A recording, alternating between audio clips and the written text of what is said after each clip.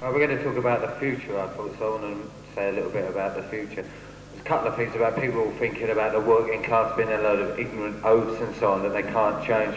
But I think that all of us have changed, that's why we're here. You know, I left school, I was totally fucking ignorant, I didn't know it, I thought fucking Enoch Powell was the greatest geezer that ever lived, like, you know. Just shipped a few darkies back to Africa and all our problems would be solved, you know. Really sort of simplistic, like, you know. But obviously, you know, really sort of right-wing attitudes, you know, but I changed, you know, I came in contact with other people and I changed. And I think, you know, that we've all changed, and I think that everybody out there will change as well. And people, you know, I hear things about the National Front and so on, the British National Party. The National Front and the British National Party are nothing. They're fuck all, like, you know. A few years ago, yeah, they were something. They could get a couple of thousand out on the streets, but, you know, our answer to that was to go out and fucking kick their heads in, basically. We took them and we beat them, right? And they're nothing now. They are a nuisance, yeah. You're a Bengali living in Brick Lane.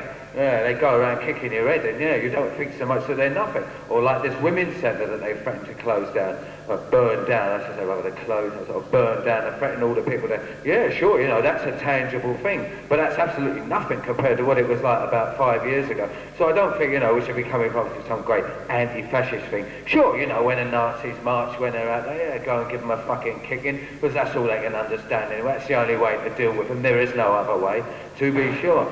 But what we've got to look at when we look at the future is what's happening in this society? What's it going to be like to live here in another 5 or 10 years' time? What way are things evolving?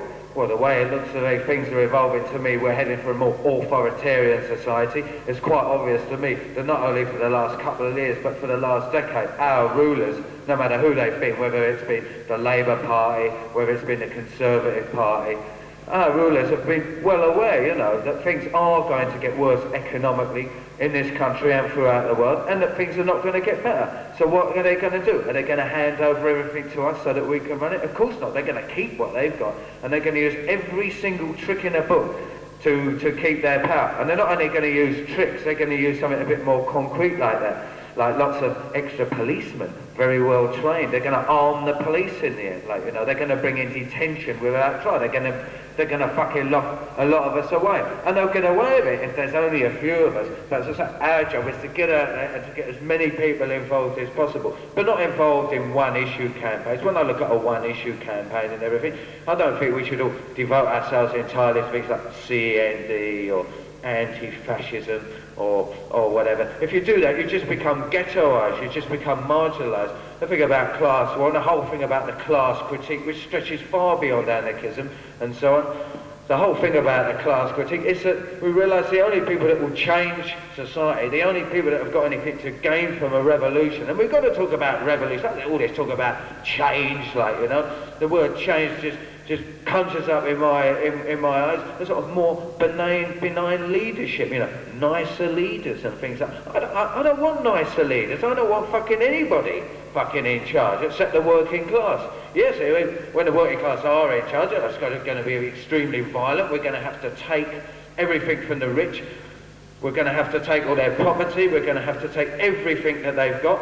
Everything that we've created anyway, and they've merely nicked off us. But not only their goods, not only their property, not only that, but the power as well, you know, the power that they have, the power that they've taken for themselves and they've put into the arms of policemen, judges, magistrates, social workers, teachers, and endless list. We've got to take that all back for ourselves, and we've got to grasp it. We're not going to give it away. We're not going to abolish power tomorrow when we have our revolution. Revolution isn't a thing that happens overnight. It's not a thing that the orgasmic storming of Buckingham Palace and everything's all right in the morning. We've got a revolutionary society. We've got to realise that as things get harder, when we have a revolution, when we're heading towards a revolution, things will be harder still. And when we've obtained a revolution, it doesn't stop. It continues on and on and on and on and on. It continues on until we are the moderates, right? When we are the moderates, that's when we have a revolution. When people, ordinary people say, anarchists, they're the fucking liberals, like, you know. They don't believe in revolution at all. Oh, fucking hell, they're useless, like, you know.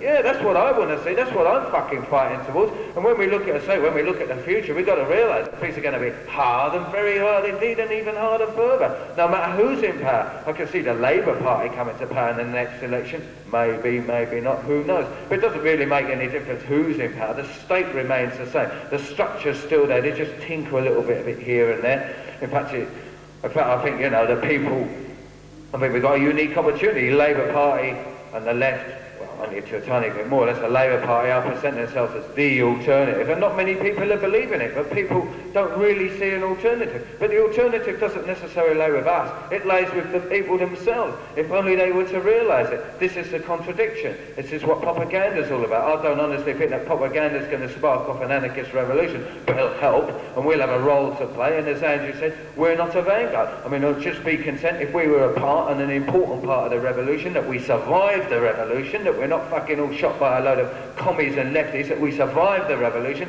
and we go on and become an important contributing factor towards it, and that the revolution continues to develop. So what I've got to say is this: it's not going to be a tea party.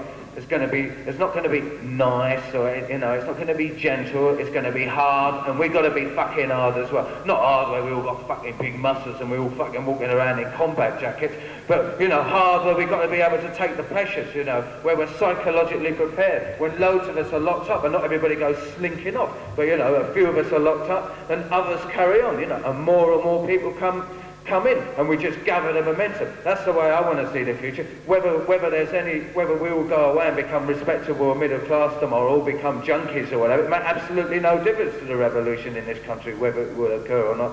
The revolution is not going to happen because of us. It's going to happen because of the millions of people out there that are becoming increasingly frustrated and alienated with the system, and millions of more. The very people you never think would ever fucking be satisfied, that ever would want to change it. And that's the beauty about this country. That's the thing that makes me like this country. It's the fact that people aren't politically brainwashed. They're only brainwashed by the Sun and the fucking Coronation Street and things like that. But they're not brainwashed with ideology. And so when their anger explodes, and when it comes, it will be pure.